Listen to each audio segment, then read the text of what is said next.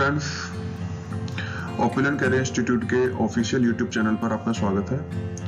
Friends, मेरा नाम है तरुण और आज हम एक ऐसी स्कीम के बारे में डिस्कस करने वाले हैं जो कि जितनी भी सेविंग स्कीम्स अब तक की आई हैं उनमें सबसे अधिक पॉपुलर है और सबसे ज्यादा पसंद की जाने वाली है। तो फ्रेंड्स, आज हम डिस्कस करने वाले हैं पब्लिक प्रोविडेंट फंड यानी कि पीपीएफ स्कीम के बारे में। फ्रेंड्स, पीपीएफ स्कीम को गवर्नमेंट ऑफ इंडिया द्वारा लॉन्च किया गया था। पीपीएफ स्कीम आपको एक लॉन्ग टर्म इन्वेस्टमेंट का ऑप्शन देती है जिसमें आपको एक अच्छा रेट ऑफ इंटरेस्ट और रिटर्न मिलता है। Friends,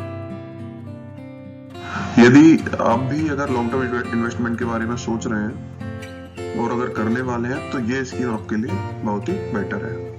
friends, PPF scheme triple E category का इन्वेस्टमेंट है, यानी कि इसमें इन्वेस्ट किए गए अमाउंट पर आपको टीडीएस में रिबेट मिलती है।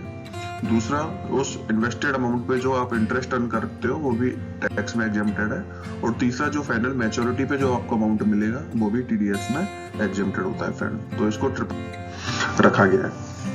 फ्रेंड्स, हम बात करते हैं कि अकाउंट कौन ओपन करवा सकता है। तो फ्रेंड्स, पीपीएफ अकाउंट कोई भी इंडिविजुअल ओपन करवा सकता है, यानी कि कोई भी रेजिडेंशियल इंडिविजुअल। एनआरआई इसमें एग्जेम्प्टेड है। एनआरआई जो पर्सन है वो अकाउंट ओपन नहीं करवा सकता। तो फ्रेंड्स, इसमें एक इंडिविजुअल अकाउंट ओपन करवा सकता है। दूसरा, गार्जियंस यानी कि मदर और फादर अपने माइनर बच्चे के ब्याह पे भी इसमें अकाउंट ओपन करवा सकते हैं फ्रेंड्स, अब हम बात करते हैं कि how much PPF account can be open, यानी कि आप कितने पीपीएफ अकाउंट ओपन करवा सकते हो।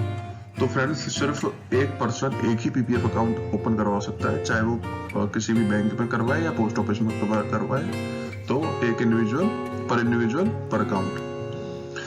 दूसरा फ्रेंड्स, जो पीपीएफ अकाउंट है वो जॉइंटली ओपन नहीं किया जा सकता, यानी कि अगर आप चाहते हो कि ए पर्सन बी पर्सन के साथ अगर जॉइंट अकाउंट ओपन करवाए तो वो इसमें नहीं करवा सकते, क्योंकि पीपीएफ स्कीम में जॉइंट अकाउंट ओपन करना अलाउड नहीं है फ्रेंड्स, अगर बाय मिस्टेक किसी ने दो पीपीएफ अकाउंट अगर आपने ओपन करवा लिए हैं तो जो सेकंड वाला अकाउंट है जो बाद में अकाउंट ओपन हुआ है वो आपको क्लोज करवाना पड़ेगा और उस अकाउंट पे कोई भी आपको इंटरेस्ट पे नहीं किया जाएगा। फ्रेंड्स, बात करते हैं कि कौन इस स्कीम में अकाउंट ओपन नहीं करवा सकता। तो फ्रेंड्स, इस स्कीम में एचयूएफ, ट्रस्ट और एनआरआई ये अकाउंट ओपन नहीं करवा सकते, यानी कि एचयूएफ हिंदू अनडिवाइडेड फैमिली, दूसरा trust and non residence individual इस स्कीम में अकाउंट ओपन नहीं करवा सकते। फ्रेंड्स, पीपीएफ स्कीम में अकाउंट ओपन करवाने के लिए कोई भी एज लिमिट फिक्स नहीं की गई है। किसी भी एज ग्रुप का पर्सन इसमें अकाउंट ओपन करवा सकते हैं friends, PPF account minimum 500 rupees deposit करके ओपन करवाया जा सकता है। दूसरा, इसमें जो मैक्सिमम लिमिट है वो 1.5 लाख रुपए है। 1,50,000 रुपए इसमें मैक्सिमम लिमिट फिक्स की गई है, यानी कि एक फाइनेंशियल ईयर या एक वित्तीय वर्ष के अंदर आप 1,50,000 रुपए अधिकतम इस अकाउंट में डिपॉजिट कर सकते हैं फ्रेंड्स।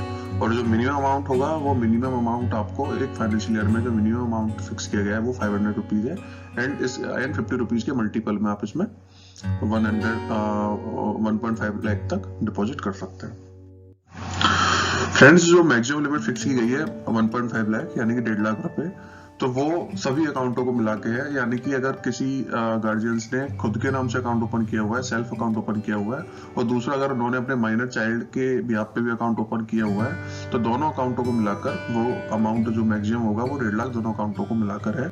सेपरेट ये लिमिट नहीं मिलेगी उनको, यानी कि दोनों पर्सन के जो अकाउंट है उनमें वो दोनों को मिला के टोटल 1.5 लाख रुपए डिपॉजिट कर सकते। फ्रेंड्स, इसमें डिपॉजिट करने की कोई टाइम पीरियड फिक्स नहीं है कि आप उसी टाइम पीरियड पे डिपॉजिट करना है। आप कभी भी अपने कन्वीनियंस के अकॉर्डिंग, जो आपको कन्वीनियंट लगे उसके अकॉर्डिंग इसमें पैसा डिपॉजिट कर सकते हैं फ्रेंड्स, इसमें जो अमाउंट है वो कैश के द्वारा, डिमांड ड्राफ्ट के द्वारा या चेक के द्वारा आप डिपॉजिट कर सकते हैं। तीसरा, इसमें इलेक्ट्रॉनिक मींस के थ्रू भी आप पैसा जमा कर सकते हैं। अगर किसी ने नेट बैंकिंग या मोबाइल बैंकिंग में अपना पीपीएफ अकाउंट लिंक किया हुआ है तो उसके द्वारा अमाउंट डिपॉजिट किया जा सकता है फ्रेंड्स। अब हम बात करते हैं कि अगर मिनिमम अमाउंट अगर पीपीएफ अकाउंट के अंदर डिपॉजिट नहीं किया गया है फाइनेंशियल ईयर में तो उसके क्या क्या डिसएडवांटेज हो सकते हैं। तो फ्रेंड्स, मिनिमम अकाउंट डिपॉजिट नहीं करने पे सबसे पहले तो आपका अकाउंट जो है वो इरेगुलर हो जाएगा, यानी कि डिफॉल्ट हो जाएगा, और डिफॉल्ट अकाउंट होने के बाद उसमें पेनल्टी जब भी यानी कि आप उसको अगर रेगुलर करवाने जाओगे तो आपको उसमें 50 रुपीज पर ईयर के अकॉर्डिंग उसमें पेनल्टी देनी पड़ेगी फ्रेंड्स। तीसरा फ्रेंड्स, अकाउंट रेगुलर करने के बाद मान के चलिए आपने इस साल अगर इसमें डिपॉजिट नहीं किया है इस फाइनेंशियल ईयर में, और आप नेक्स्ट फाइनेंशियल ईयर में बैंक में डिपॉजिट करने जा रहे हो, तो आपको 50 रुपीज तो पेनल्टी, और दूसरा जो लास्ट ईयर आपने जो मिनिमम अमाउंट जमा नहीं करवाया था उस ईयर का मिनिमम अमाउंट भी आपको उस टाइम जमा कराना पड़ेगा फ्रेंड्स। दूसरा फ्रेंड्स, इसमें एक बेनिफिट मान लीजिए, एडवांटेज ये मान लीजिए कि अगर बाई चांस आप अकाउंट को रेगुलराइज नहीं करवा पाए तो आपको उसमें जो पीपीएफ स्कीम में जो भी इंटरेस्ट दे है वो आपको मिलता रहेगा। नेक्स्ट फ्रेंड्स, बात करते हैं नॉमिनेशन की। तो फ्रेंड्स, पीपीएफ अकाउंट में सबसे बड़ा बेनिफिट ये भी है कि आप इसमें एक से अधिक लोगों को नॉमिनेट कर सकते हैं। जनरली देखा जाता है कि नॉर्मली जो सेविंग अकाउंट्स या करंट अकाउंट्स होते हैं उनमें आप केवल एक ही पर्सन को नॉमिनेट कर सकते हो, लेकिन पीपीएफ स्कीम के अंदर आप एक से अधिक पर्सन्स को भी नॉमिनेशन किया जा सकता है फ्रेंड्स, जो नॉमिनेशन है वो कभी भी किसी भी स्टेज पर मैच्योरिटी से पहले आप कैंसिल या चेंज कर सकते हैं, इसमें कोई बाउंडेशन नहीं है। तीसरा फ्रेंड्स, अगर आपने माइनर को नॉमिनी अपॉइंट किया है तो उस माइनर के बिहाफ पे आपको एक मेजर पर्सन नॉमिनेट करना पड़ेगा, जो कि अगर माइनर अगर कुछ होता है तो माइनर के बिहाफ पे, यानी कि जो सब्सक्राइबर है अगर उनको कुछ हो जाता है, मिस हैपनिंग कुछ होती है, तो उनके बिहाफ पे वो पर्सन जो माइनर जो नॉमिनेट किया हुआ है उनके बिहाफ पे वो जो मेजर पर्सन अपॉइंट किया गया है वो उसको क्लेम को एक्सेप्ट करेगा। फ्रेंड्स, माइनर अकाउंट में नॉमिनी अपॉइंट नहीं किया जा सकता। इसका रीजन ये है कि माइनर ऑलरेडी गार्जियंस माइनर के पे अकाउंट ओपन करते हैं, तो गार्जियंस उस अकाउंट से जुड़े होते हैं, तो अगर माइनर के साथ कुछ मिस हैपनिंग होती है तो वो जो अमाउंट है वो गार्जियंस को मिलता है फ्रेंड्स। अगर रेट ऑफ इंटरेस्ट या इंटरेस्ट की बात करें तो रेट ऑफ इंटरेस्ट जो करेंटली जो है एज ऑन डेट वो 7.1% है, जो कि काफी अच्छा खासा रेट ऑफ इंटरेस्ट है। किसी भी सेविंग स्कीम में इतना रेट ऑफ इंटरेस्ट शायद आज की डेट में नहीं है। और दूसरा फ्रेंड्स, ये क्वार्टरली रिवाइज होता रहता है, जो गवर्नमेंट ऑफ इंडिया है आरबीआई के साथ ये क्वार्टरली इसको डिक्लेयर करती है। तो अब ये दिसंबर क्वार्टर चल रहा है जैसे कि, तो ये फिर दोबारा रेट रिवाइज होनी है, और जो संभावना बताई जा रही है कि शायद इस बार इसमें जो है इंटरेस्ट रेट बढ़ने वाली है फ्रेंड्स। इंटरेस्ट जो है इसकी अगर कैलकुलेशन हम देखें तो इंटरेस्ट की कैलकुलेशन जो मंथ की 5 तारीख है वो और जो लास्ट डेट है उसके बीच में जो भी मिनिमम बैलेंस रहेगा फ्रेंड्स, उस पर जो है इंटरेस्ट की कैलकुलेशन की जाती है, और जो इंटरेस्ट होगा वो अकाउंट में फाइनेंशियल ईयर के एंड में क्रेडिट किया जाता है। यानी कि जो फाइनेंशियल ईयर होता है 1 अप्रैल से लेकर 31 मार्च तक का, तो उसके एंड पे यानी कि 31 मार्च को पीपीएफ अकाउंट में इंटरेस्ट हमेशा क्रेडिट होता है फ्रेंड्स। सलाह दी जाती है कि जो भी पीपीएफ में इन्वेस्ट करते हैं, डिपॉजिट करते हैं, वो 5 तारीख से मंथ की 5 तारीख से पहले उसमें डिपॉजिट करते हैं, जिससे कि उनको उस मंथ के पूरा जो मंथ है उसका उनको इंटरेस्ट मिल जाए। फ्रेंड्स, हम लोन की बात करें अगर लोन फैसिलिटी अकाउंट में, तो फ्रेंड्स पीपीएफ अकाउंट होल्डर अपने पीपीएफ बैलेंस के बिहाफ पर लोन ले सकते हैं फ्रेंड्स। यह लोन खाता खोलने की तारीख से यानी कि डेट ऑफ अकाउंट ओपनिंग से, और जो 3rd ईयर आएगी यानी कि जो तीसरा वर्ष आएगा उसकी स्टार्टिंग और 6वें वर्ष के एंड के बीच ही लिया जा सकता है। इसके लिए मैं कैलकुलेशन अभी आपको बता दूंगा किस हिसाब से डिसाइड होता है। और दूसरा फ्रेंड्स, जो मैक्सिमम लोन अमाउंट है वो पीपीएफ बैलेंस का 25% तक ही हो सकता है, यानी कि आप 25% इसमें लोन अवेल कर सकते हैं। और वो जो लोन लेने की जो लिमिट रहेगी वो क्या रहेगी, अकाउंट ओपनिंग की डेट से 3rd ईयर की स्टार्टिंग और 6वें वर्ष का एंड, उसके बीच में ये लोन लिया जा सकता है। मान के चलिए आपका जो अकाउंट ओपनिंग हुआ है वो हुआ है 2021 फाइनेंशियल ईयर में, 2020-21 में अकाउंट ओपनिंग आपने किया है, तो आप एलिजिबल हो जाओगे 2021-22 के अंदर, और आप जो 31 मार्च 21 का जो भी बैलेंस होगा उस बैलेंस का 25% तक लोन ले सकते हैं फ्रेंड्स। हम बात करते हैं विड्रॉल की।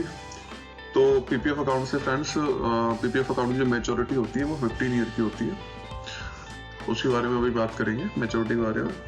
तो जो मेन विड्रॉल होता है फ्रेंड्स, आप 5 ईयर के बाद यानी कि अकाउंट ओपनिंग से 5 ईयर के बाद जस्ट आप उसमें से 50% तक अमाउंट विड्रॉ कर सकते हैं। इसके बाद भी अपन कैलकुलेशन देख लेंगे फ्रेंड्स।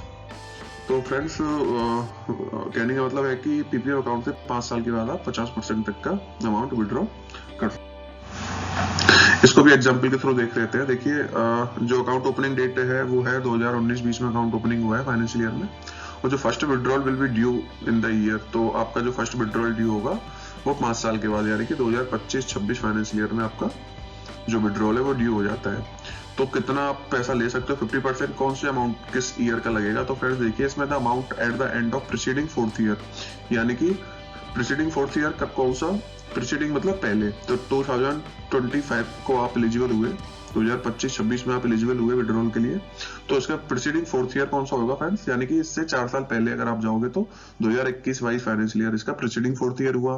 और the amount at the end of the preceding year, तो जस्ट उसका प्रीसीडिंग ईयर जो 2025-26 का जो प्रीसीडिंग ईयर है जस्ट वो कौन सा है, 2024-25। ठीक है फ्रेंड, तो इन दोनों ईयर्स का जो भी विच एवर इज लोअर, जो भी अमाउंट इन दोनों ईयर्स में होगा लास्ट में 31 या तो 31 मार्च 2022 और 31 मार्च 2025, इन दोनों ईयर्स में जो भी अमाउंट लोअर होगा उसका 50% तक आप विड्रॉ कर सकते हैं। फ्रेंड्स अकाउंट क्लोजर की बात करते हैं तो अकाउंट की मैच्योरिटी, जैसा कि मैंने भी आपको बताया था कि उसकी मैच्योरिटी 15 ईयर होती है, तो या तो आप 15 साल के बाद इस अकाउंट को क्लोज कर सकते हैं, या फिर अगर आप चाहते हो कि ये अकाउंट एक्सटेंड आप करना चाहते हो तो इसको फर्दर 5 ईयर के लिए आप एक्सटेंड कर सकते हैं, और जो आपका कॉन्ट्रीब्यूशन जारी रखना चाहते हैं तो वो रख सकते हैं। फ्रेंड्स प्रीमेच्योर क्लोजर पीपीएफ में अलाउड है, लेकिन उसके लिए कुछ कंडीशंस हैं, जैसे कि treatment of life threatening disease of the account holder and his spouse और डिपेंडेंट चिल्ड्रन और पेरेंट्स, यानी कि अगर कोई लाइफ थ्रेटनिंग डिजीज हो गई है या तो अकाउंट होल्डर को या उनके स्पाउसेज, यानी कि अगर पति है तो पत्नी को या पत्नी है तो पति को, या फिर उनके डिपेंडेंट बच्चे हैं और पेरेंट्स अगर डिपेंडेंट है, अगर इनमें से किसी को अगर बीमारी लाइफ थ्रेटनिंग डिजीज हो जाती है तो आप प्रीमेच्योरली अकाउंट को क्लोज कर सकते हैं। दूसरा friend higher education of the account holders और डिपेंडेंट चिल्ड्रन, अगर हायर एजुकेशन के लिए आपको अमाउंट की जरूरत है अपने लिए या फिर अपने बच्चों के लिए जो भी डिपेंडेंट है आपके, तो भी आप अकाउंट को प्रीमेच्योर क्लोजर कर सकते हैं। और तीसरा friends on change in residency status, अगर आप एनआरआई हो जाते हैं तो उस केस में भी आप अकाउंट को प्रीमेच्योर क्लोज कर सकते हैं। फ्रेंड्स अगर टीडीएस एग्जम्पशन की बात करें तो आपको इसके अंदर जो है इनकम टैक्स एक्ट 1961 के सेक्शन 80C के अंदर 1.5 लाख रुपए तक की जो लिमिट है वो आपको उसमें इन्वेस्टेड अमाउंट में 1.5 लाख रुपए तक की इसमें आपको छूट मिलती है। दूसरा फ्रेंड्स जैसा कि मैंने आपको बताया ट्रिपल ई कैटेगरी का इन्वेस्टमेंट है, तो इसमें आपको एग्जेम्प्ट एंड एग्जेम्प्ट कैटेगरी का बेनिफिट मिलता है, यानी कि जो आपने पैसा इन्वेस्ट कर रहे हो या पैसा इन्वेस्ट किया है उस अमाउंट पे आपको टीडीएस में छूट मिलती है। दूसरा जो आपने अमाउंट इन्वेस्ट किया उस पे जो इंटरेस्ट अर्न किया है वो भी आपको टीडीएस में एग्जेम्प्टेड होता है। और तीसरा फ्रेंड जो मैच्योरिटी के बाद आपको जो पैसा मिलता है वो भी आपको टीडीएस में एग्जेम्प्टेड ही मिलता है फ्रेंड्स, उसमें आपसे कोई भी टीडीएस नहीं लिया जाता। Thank you friends. ये अगर आपको मेरा वीडियो अच्छा लगा हो तो please like subscribe and comment कीजिए। इसके रिगार्डिंग अगर कोई भी आपका क्वेश्चन है, कोई क्वेरी, कोई डाउट है तो आप प्लीज मुझे कमेंट में बताइए, मैं आपको उसका सॉल्यूशन प्रोवाइड कराऊंगा। या फिर कोई भी अगर आप इससे रिगार्डिंग अगर कोई इंटरेस्टेड कैलकुलेशन या कोई और टॉपिक इस पर डिस्कस करना चाहते हो तो प्लीज मुझे कमेंट कीजिए, मैं उसके ऊपर आपको वीडियो बना के दूंगा फ्रेंड्स। Thank you friends.